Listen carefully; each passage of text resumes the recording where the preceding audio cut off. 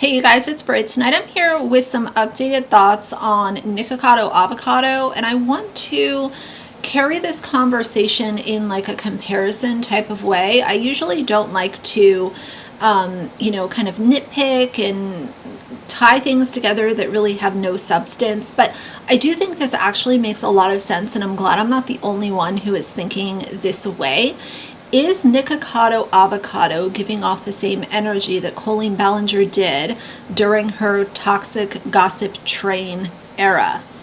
I want to talk about it, and I especially want to hear from y'all, as always. So if you're interested, then please keep watching.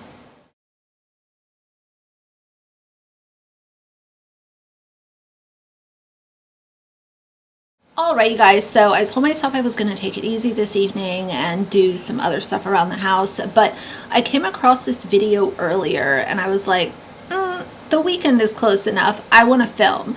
So let's talk about this video. It was uploaded by a user, MegPinkPLVR, on TikTok. And it says, these clips gave off the same vibe, so I put them side by side. Let's watch the clip and then I'll share my thoughts. 2 steps ahead. But I do feel like everyone. So obviously both of those energies are very similar. Something else that I would like to say is that, oddly enough, Colleen Ballinger's Toxic Gossip Train video was titled High Period. Nikocado Avocado's part 2 of his big comeback is also titled High Period in lowercase letters. That could just be a, coincidence. I'm not sure, but both of these individuals, in my opinion, think that they are smarter than everyone else in the room. Colleen Ballinger has a long history of thinking that she is more intelligent than the people that are around her. She ignores things that are proven, like parasocial relationships and the dangers of putting your children online. Nikocado Avocado is sitting on this side saying that he's 2 steps ahead and everyone is just, so foolish and dumb for playing along with his social experiment. Both of them think that they are way more intelligent than us ants that are existing on the internet. Silly little ants. How stupid are y'all? I covered the Colleen Ballinger situation last summer when it was happening, and I had covered her for ages before that video came out. I'm not a fan of either of these people, but what I can say is that at the end of the day, everything with these YouTubers comes down to, first of all, money, secondly, attention, and third of all, just making sure that they are still relevant in said space.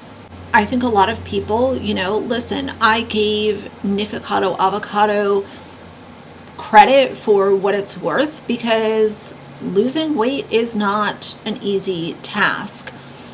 I gave him credit for that, but at the end of the day, if you're going to sit on your channel and say, this was the biggest social experiment in YouTube history, this is going to break the internet, this is going to go into the archives, I think that gaining over 200 pounds and playing a character for clicks and views is tragic for you and yourself alone. The tragedy is not the people that were taking the content or people that wasted minutes of their day taking and said videos. Nikocado Avocado was not doing a social experiment. Here's my theory. When he was still heavy, he made that video where he was like, I'm 2 steps ahead. I'm always 2 steps ahead.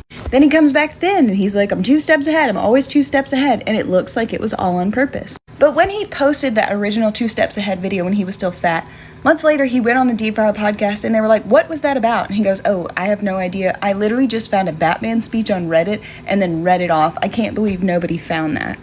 People are like, well, where did his backlog videos come from if it wasn't planned? He mukbanged like 1 million times a day. But YouTubers don't post multiple videos a day. They have to give each one time to do well. That's why he ran out of videos 7 months ago, because it wasn't really planned. Now he's back and he's all like, it's 2 steps ahead. It was a social experiment. But if you watch a lot of videos, people can't really figure out what the social experiment is. Some people are like, oh, it's to see if he would be treated worse fat than skinny. Well, we know that people are worse to fat people. We didn't need that social experiment. What I think happened was it all got out of control. It all got out of control, and for a while he doubled down and got bigger and just committed to the character. Then he came to his senses and lost the weight. To stay monetized, he kept posting those backlogged videos. Now he's back, humiliated and embarrassed about the last 6 years and the videos he's posted and the meltdowns he's posted. So to save face, he's telling us all it was a social experiment. But it wasn't. It was a man that went nuts for 6 years, then came to his senses and came back. And I guess he's starting over? I don't have good news to share with you today. I'm actually really triggered. And let me tell you why. It's actually your fault. So let me break it down for the low IQs out there, which is actually most of you. I made a YouTube video and I said, I'm 2 steps ahead.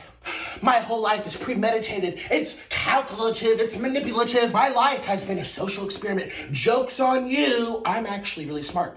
And what was the result of that video? Millions of people believed it.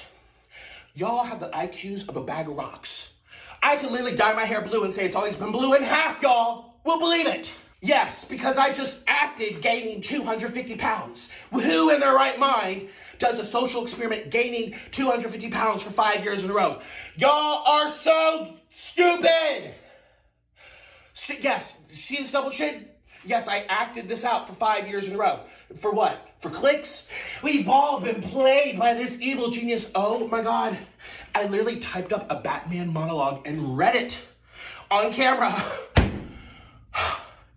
I'm scared for society, actually. Okay? I'm a little afraid. Y'all need to go to school. Learn something. Think outside the box. Don't believe everything you're told, including from me. And yet y'all believed it. That's actually scary. Goodbye. The only person that lost here is Nikocado. I would never want to put myself in a position where I had to put out the kind of content that he was putting out to make money. It's embarrassing, and that part is going to live on forever. I don't think that he broke the internet, and I have said I wish him well, all those things, but how do y'all feel about the comparison of Colleen Ballinger, Toxic Gossip Train, versus Nicocado's comeback? I do think that there are some parallels to draw, so I would like this conversation to extend into the comments, and let's talk about it. Am I crazy? Am I seeing things that aren't there? Tell me how you feel about it. At the end of the day, what a freaking circus social media is, right? But like I always say, we're here to talk about it. So for now, if you like the video, please leave a like and a comment. And if you'd like to see more from me in the future, please subscribe. I'll see you guys soon. Bye.